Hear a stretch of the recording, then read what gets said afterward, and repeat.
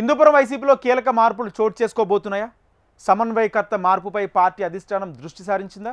TDP ఆవిర్భావం నుంచి నందమూరిపురంగా మారిన హిందూపురంలో బాలయ్యకు ధీటుగా రాజకీయం చేసే నేత కోసం ఫ్యాన్ పార్టీ అన్వేషణ కొనసాగుతోందా? అంటే పార్టీలో జరుగుతున్న పరిణామాలు చూస్తే నిజమే అంటున్నారు పార్టీ నేతలు. ఎందుకు హిందూపురం వైసీపీలో ఏం జరుగుతోంది? పార్టీ శ్రేణుల మధ్య సమన్వయం లోపించిందా? Watch the story.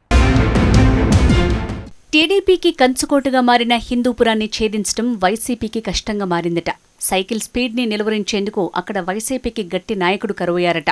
2014 నుంచి వరుసగా గెలుస్తూ వస్తోన్న నందమూరి బాలకృష్ణకు ధీటుగా రాజకీయం చేసే స్థానిక నేత కోసం ఫ్యాన్ పార్టీలో అన్వేషణ కొనసాగుతోందట.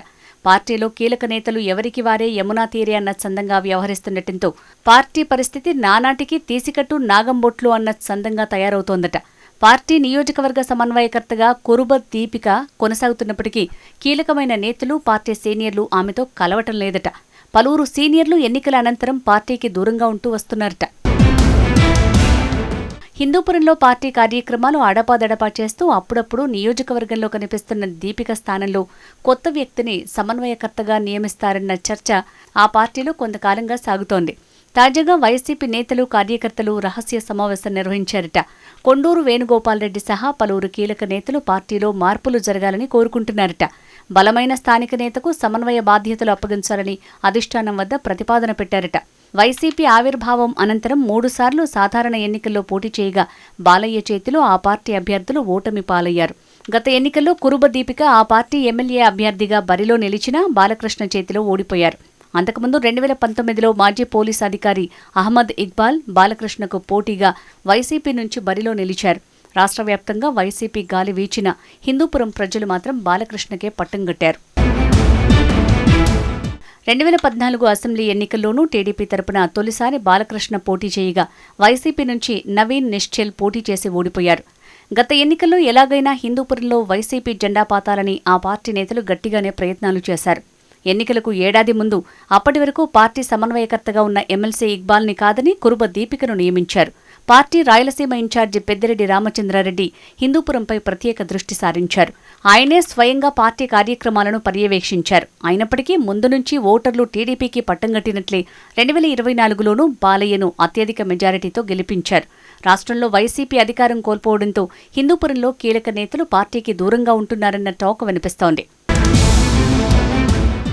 ఏపీ మాజీ ఆగ్రోస్ చైర్మన్ నవీన్ నిశ్చల్, మాజీ ఎమ్మెల్యే అబ్దుల్ ఘనీ సహా పలువురు సీనియర్లు పార్టీతో తమకు సంబంధం లేదన్నట్లు ఉంటున్నారని ఆ పార్టీ నేతలు చెప్తున్నారు. ఎన్నికల ముందే ఎమ్మెల్సీ ఇక్బాల్ పార్టీ అధినాయకత్వంతో విభేదించి టీడీపీలో చేరారు. ఎన్నికల ముందు పార్టీలో చేరి ఎంపీ అభ్యర్థిగా పోటీ చేసిన బళ్లారి మాజీ ఎంపీ శాంతమ్మ ఎన్నికల అనంతరం హిందూపురంలో కనిపించటం లేదట. హిందూపురం సమన్వయకర్త దీపిక, ఆమె భర్త వేణుగోపాల్రెడ్డి స్థానికంగా ఉండటం లేదన్న ఆరోపణలు ముందు నుంచి ఉన్నాయి. వీళ్లు అప్పుడప్పుడు హిందూపురం వచ్చి పార్టీ కార్యక్రమాల్లో నామమాత్రంగా పాల్గొంటున్నారట. ఇలాంటి తరుణంలో పార్టీకి గట్టిగా పనిచేస్తూ భవిష్యత్తులో పార్టీ నేతలు, కార్యకర్తల్ని సమన్వయం చేసుకుని కూటమి ప్రభుత్వంపై పోరాడే నాయకుడి కోసం అధిష్టానం యత్నిస్తోందట. కొండూరు వేణుగోపాల్రెడ్డి సహా పలువురు స్థానిక నేతలు సమన్వయకర్త పదవిని ఆశిస్తున్నారని వైసీపీ నేతలు చెప్తున్నారు. టీడీపీ ఆవిర్భావం నుంచి హిందూపురం అసెంబ్లీలో అభ్యర్థిగా ఎవరు పోటీ చేసినా టీడీపీనే గెలుస్తూ వస్తోంది. తొలినాళ్లలో పార్టీ వ్యవస్థాపకుడు నందమూరి తారక రామారావు హిందూపురం నుంచి పోటీ చేసి గెలుపొందారు. రాయలసీమ దత్తపుత్రుడిగా చెప్పుకున్న ఆయన నియోజకవర్గ అభివృద్ధికి బాటలు వేశారు. అనంతరం ఆయన తనయుడు హరికృష్ణ ప్రాతినిధ్యం వహించారు. తాజాగా 2014 నుంచి బాలకృష్ణ ఎమ్మెల్యేగా కొనసాగుతున్నారు. 40 ఏళ్లుగా కాంగ్రెస్, వైసీపీ నేతలు పోటీ చేస్తున్న టీడీపీ జైత్రయాత్రకు బ్రేకులు వేయలేకపోతున్నారు. కేంద్రం, రాష్ట్రంలో కూటమి ప్రభుత్వం అధికారంలో ఉండటం, బాలయ్య ఎమ్మెల్యేగా కొనసాగుతుండటం టీడీపీని మరింత బలపరుస్తున్నాయట. ఇలాంటి తరుణంలో ప్రతిపక్ష పార్టీ వైసీపీలో అధికార పార్టీపై పోరాటం చేసే నాయకుడు అవసరమని అధిష్టానం భావిస్తోందట. అందుకే హిందూపురం వైసీపీ సమన్వయకర్తగా త్వరలోనే కొత్తవారికి అవకాశం ఇవ్వనున్నట్లు ఆ పార్టీలో జోరుగా ప్రచారం జరుగుతోంది.